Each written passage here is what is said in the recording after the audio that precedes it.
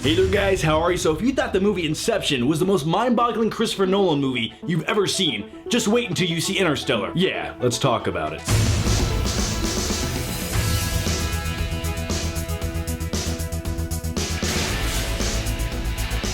So there's a few things I want to let you know before I dive into my review for Interstellar. One, last night after watching this movie, I had to come home and go to sleep instantaneously, because if I didn't do that, I felt like my brain would have leaked out of my ear and I would have went into a coma. Yeah, that's Interstellar. And two, I've never taken this many notes for one movie in my life. It was necessary and it felt needed. In all reality, they're useless.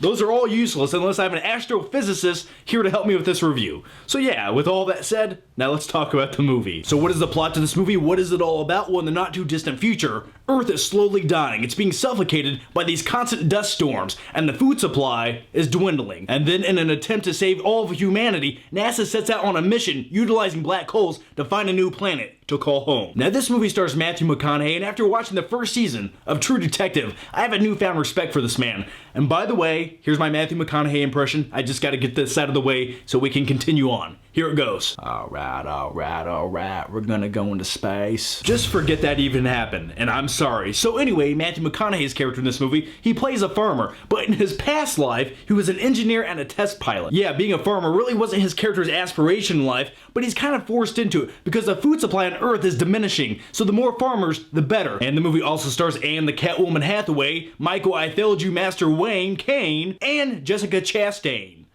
That kind of rhymed. And I'm not going to spoil anything for you, but there's an actor in this movie that I had no clue that was in the movie that has a huge role, and yeah, so don't go to imdb.com and look at the cast list. Be surprised, don't do it. And for the most part, I really thought all the actors and actresses in this film gave great performances. No one really stuck out as giving a bad performance. Anne Hathaway, she likes to whisper a lot, but that's besides the point. But the one performance I really enjoyed, and I figured I would going into this movie, was that of Matthew McConaughey, and especially the relationship that he had with his daughter in this film. Because there's a lot of emotional scenes, a lot of goodbyes, and it was almost tear-jerking at a few moments in this movie. A little tear trickles down, and you're like, you wipe it away and you're like, I'm still a man, everybody. Now really quick, before we dive into all the big epic stuff about this movie, such as the space exploration and all those aspects of it, I first wanted to mention one more character that was in this movie that I rather enjoyed. And it wasn't a human character, it was an artificial intelligence character, basically a robot. Yeah, there was a robot in this movie. Because I think we can all agree on this, every good sci-fi space exploration film needs a good sidekick robot.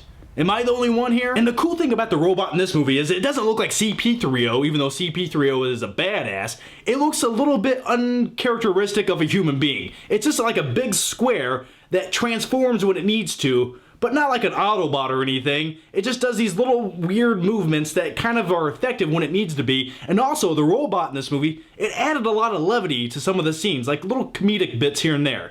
But it wasn't campy or over the top. So yeah, that was one of the biggest surprises of the movie, the robot. Okay, let's talk about the space aspects of this movie. Now, one of the most intriguing things about the film Interstellar is the fact that a lot of these crazy over-the-top science fiction-y things happening with black holes and parallel dimensions are actually based on scientific theories that really exist. And to think about things like that just blows your melon wide open. And there's several occasions throughout this movie where your brain can't keep up with your eyeballs, where you're just like, yeah, I know what's happening, but in reality, you don't know what's happening. You just shove some more Sour Patch Kids in your mouth, a little bit more popcorn, and you take a drink of your Coke, and you just tell yourself you know what's happening, even though you don't, just for the sake of enjoyment. So yeah, as a movie enthusiast, I appreciate when movies do things like that. I like when they're a little bit smarter than they need to be, because I don't like movies that dumb down everything and cater to that Forrest Gump audience. Now, let's talk about one of the best things this movie has going for, and that's the visual effects. You can say what you want to about the story, and at times, some of the plot elements are a little bit too convenient, and things that should be explained aren't quite explained. You're just like, yeah, that happens.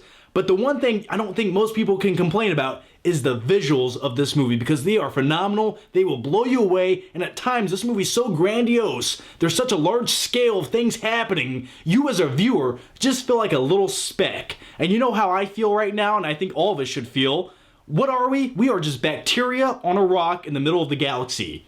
That's what we are. And what am I? I'm just some asshole in his room right now making YouTube videos. Does that put things into perspective for you? What am I even talking about anymore? Let's get back to the visuals. Now, the thing I most appreciate about this movie and most appreciate about Christopher Nolan is he likes to use practical effects whenever he can in his films. Now, in the intro to this video, I mentioned another Christopher Nolan film, and that is Inception. And when watching the movie Interstellar, I couldn't help but notice a few similarities between Interstellar and the film Inception. And I'll explain what I'm talking about, so please forgive me if I ramble on for the next few seconds.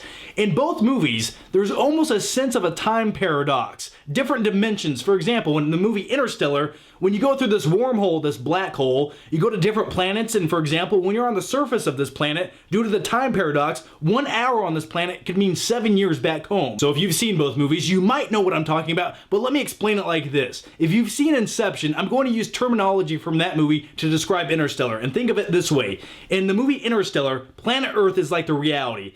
You're awake, your consciousness is there, it's alive. But when you go out into space and through one of these black holes, you're almost going deeper into limbo. And the longer you're there, the more time goes by where you almost get lost. Yeah, the theme of being lost in time and it passing you by is a reoccurring theme of both movies. And another theme that Interstellar has is the main character will do everything in his power to get back to his children. So yeah, movies share those similarities. Okay, so here are my final thoughts on the film Interstellar. Now keep this in mind. This was my #1 most anticipated movie of 2014.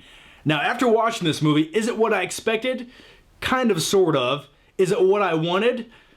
Kind of, sort of. But in the end, I was pleasantly surprised by what I got. Because at times throughout this movie, there's things that happen where it's done to perfection. Every time they're in space, you're on the edge of your seat. There's this level of eeriness going on, but it looks beautiful at the same time. And also, you mix all that with Hans Zimmer's score, it's just a masterpiece of awesomeness. And then on the opposite spectrum of things, all the storytelling elements that take place on Earth, I found a little bit boring at times. Like, yeah, you need them to kind of tell the overall story, but they should have been cut down maybe 5 or 10 minutes here and there. And also, some of the relationships in this movie, I didn't really buy into them. I mean, there's a lot of characters in this film, but the only 3 characters that the movie makes you care about is Matthew McConaughey, his young daughter, and Anne Hathaway. Everyone else is just kind of there, and if something happens to them, you're just like, I don't really care because you didn't really give me any development about their character. And there's one last thing I wanted to mention before I give you my final grade on the film Interstellar, and that is the ending to this movie. Now, I'm not going to talk about the ending or any of the details,